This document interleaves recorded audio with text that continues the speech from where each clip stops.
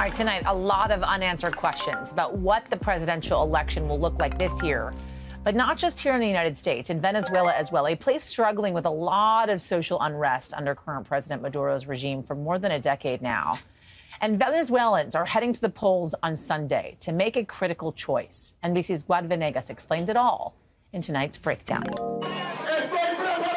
A pivotal election in Venezuela this weekend, leaving millions there and around the world questioning whether a free and fair election is even possible. President Nicolás Maduro himself teasing at a rally that the outcome could be dangerous if he is not reelected. Si no quieren que Venezuela caiga en un baño de sangre, garanticemos el más grande éxito, la más grande victoria. Neighboring Brazil's president saying he's scared by Maduro's remarks, while the U.S. making it clear that we're watching closely. Maduro mobilizing the military, opening checkpoints throughout the country in the roundup to Sunday. Soldiers parading with ballot boxes. And they have a horrible record of fraudulent elections. But it wasn't always the case. The country, once a thriving democracy, Hugo Chavez elected in a populist wave in 1999, then ruling with an iron fist, holding on to power until his death from cancer in 2013, when Maduro, his hand-picked successor, took over. Maduro's rule fraught with skyrocketing inflation and a mass exodus, with about a fifth of Venezuela's population leaving, according to the UN. But his grip over his government remains. They control all of the institutions, but in particular, they control the electoral tribunal.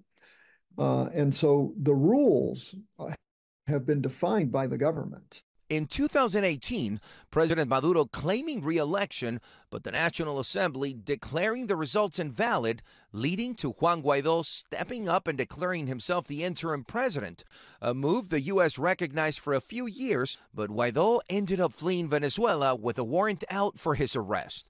Now, Maduro's opposition, Edmundo González Urrutia, a 74-year-old stand-in candidate for the person widely believed to be the bigger challenger, María Corina Machado, a politician known as Venezuela's Iron Lady. She's opposed Chavez and Maduro for decades, ramping up support from thousands.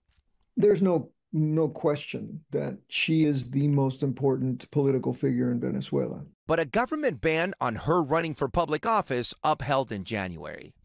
It's not stopping the opposition from rallying for a mass turnout and monitoring for any election intimidation on Sunday, and as many more consider leaving the country if things don't change. So obviously still kind of this concern of whether or not this is going to be a free and fair election with all that you just laid out there, Guad. But what, in fact, is the opposition promising here if they win? And how might it impact the United States? Well, Yasmin, Edmundo González Urrutia is the candidate, right? But he already said that if he wins, María Corina Machado can play any role she wants in his government. I mean, essentially, he is there in place for her. Maduro did not expect the opposition to gain so much support by allowing the opposition to register with this candidate. So María Corina Machado had promised to privatize a lot of industries in Venezuela. Venezuela's economy had been crippling for years. Inflation in Venezuela is insane. So one of the things she's promised is to privatize the oil industry, as well as the healthcare industry, education, and many other industries which would bring foreign investment into Venezuela. So it would be a major change, Yasmin. Since the Chavista party took over in Venezuela, we have not seen a change in government. So Hugo Chavez ruled, and then Nicolás Maduro has been in power. So we don't know what it would look like to see Nicolás Maduro actually be defeated and see how that change of power would go. But what they have promised, María Corina Machado, is to try to bring back the millions of Venezuelans that have fled the country. Let's hear from some Venezuelans that have fled. And this is what they think they would do if the opposition wins. I wouldn't even think about it. I would go back home. Without thinking about it, I would return to my country.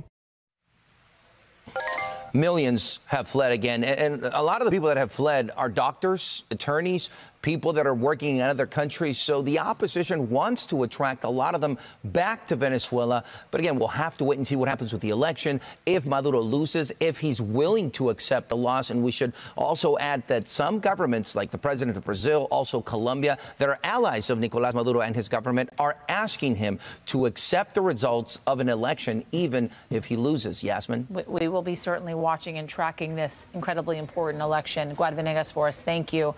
Thanks for watching. Stay updated about breaking news and top stories on the NBC News app or follow us on social media.